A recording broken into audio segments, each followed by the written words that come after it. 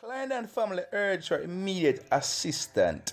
6 people get it in Tavern, St.Andrew. People like the video, share it out. This probably be very important to someone you know. People maybe gonna stay safe. If you don't have to go on the road, stay in a yard. A yard is not safe, but it's best to stay at your home. People have the reports. People are being injured after being shot in the St. Andrew community of Tavern this afternoon. The police say the 6 were among a group of people in the square when 2 men drive up on a motorbike and open fire hitting the 6. The injuries are not considered life-threatening. So them get shot, but they're not life-threatening. Them die at the hospital, nothing too critical. So them are go on around seeing me, them have them look drip on them and them good thing. So them soon come out of the hospital. Them not get any shot or nothing, people. But we have more reports with this Clarendon family. Clarendon mom of 3 appeals for assistance for her children. A Clarendon mom of 3 is desperate for assistance for her 3 children, one of whom is physically and mentally disabled.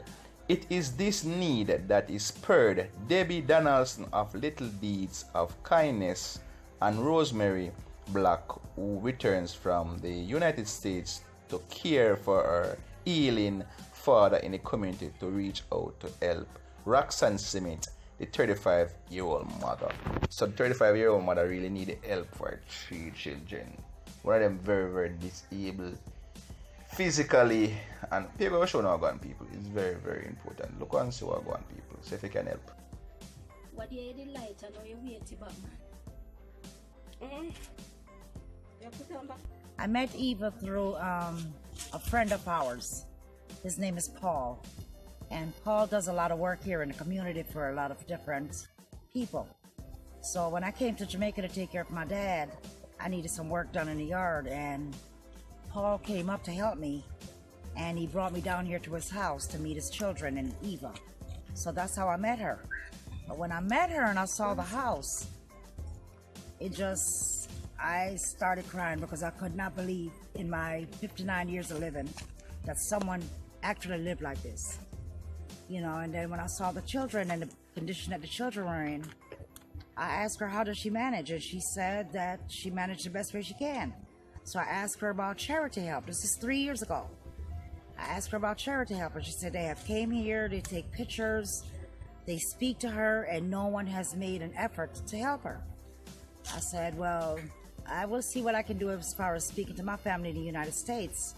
But everyone over there work. All my children work. Everybody is trying to make ends meet. Some live from paycheck to paycheck.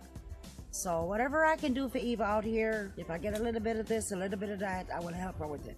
Last week, I was in Maypen, and I met a young lady in line at the Western Union. And come to find out, this lady had no business being at the Western Union.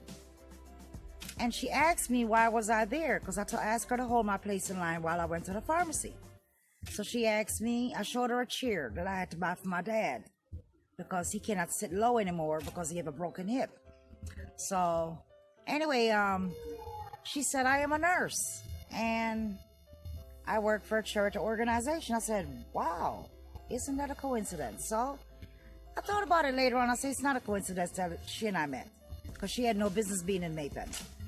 So I asked her for a mat to put on the floor so Eva can bathe her 15-year-old son, which has polio, and he's mentally unstable. So she said, who is the mat for? And I said, it's not for my dad. So when I showed her the pictures of Eva and the way Eva home look and Eva children, her eyes flooded up with tears. It's not easy to lift him. To bathe him, I have to lift him up from where I bathe him from, and put him on the bed. It's not easy. So, right now, if I can go doctor, the wheelchair that I have, it kind of can't. It's stick up. It's the wheel I'm sticking, so I can't get to carry him to the doctor. There are 3 children. So how you cope? Food, bills. My baby father helped me, and one time my sister can make it, she send up where she can. Her name is Donna Louise Powell. Okay, when she can, she try. Sometimes my uncle will help me sometimes, and I have another uncle. Sometimes they will send a little where they can. But no, but should they have their children and support, then they're not going to send it regular. Because they have for them children to look after, so we don't really pressure them. So in terms of you and working and stuff like that. It's not yeah. Sometimes the next door neighbor over the next door will call me and say, "Come here, Eva, and I will do some more for you." And she give me some money. That's how I get to shopping and so forth. I'm doing a little lead selling and little rents, but it's kind of slow because may have some time, if anything that's going on with my baby father, may have to take out of that to eat and drink. Eva really need a home for her and the children. She need a kitchen, she need bathroom, she needs somewhere for the children to sleep comfortably. She actually have an area beside her home which is 24 by 12. And a gentleman came yesterday and measured it because Miss Debbie asked me to get it measured, the structure of the home where we're going to add on rooms. So right now where the children are sleeping is very unsanitary. When I say it's unsanitary, it's unsanitary. I don't care how Eva clean it, it's unsanitary.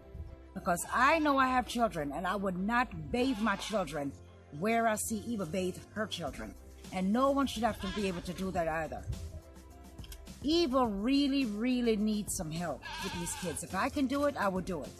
But it takes a community to step in as a whole for all of us to get together and help her the best way we can. If everyone do their part, Eva will have the necessities that she needs. So I hope that this interview will reach out to some people and touch their hearts in a way that it's never been touched before to really help people. I go inside and I talk to Mrs. Zander.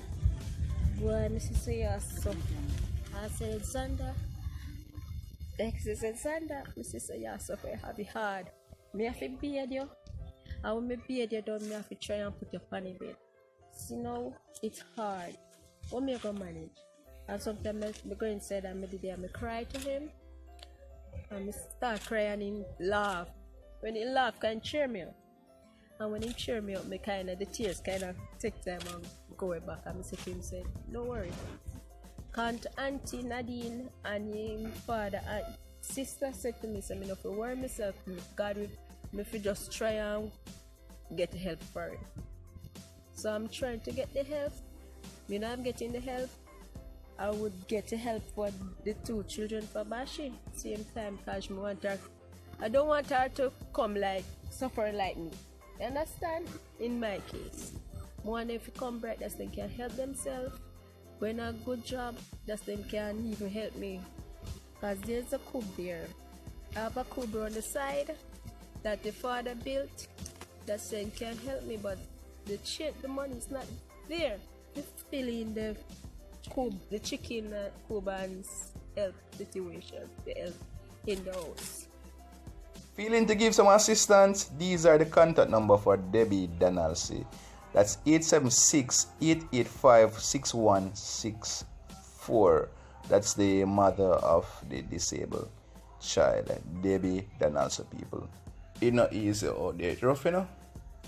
See there, she have 3 children. She can hardly manage to take care of them. She looks some assistance right now, physically and mentally challenged child. Just imagine having a nice baby. She's challenged by mentally, physical disabilities. You can't do nothing about it more than to love them, kiss them up, cheer them up, live on with them life because them life don't end here. And she want to give her children the better life, you know what I mean? Because she stated that she didn't have such a great life, but she can really put something better for her children on the table.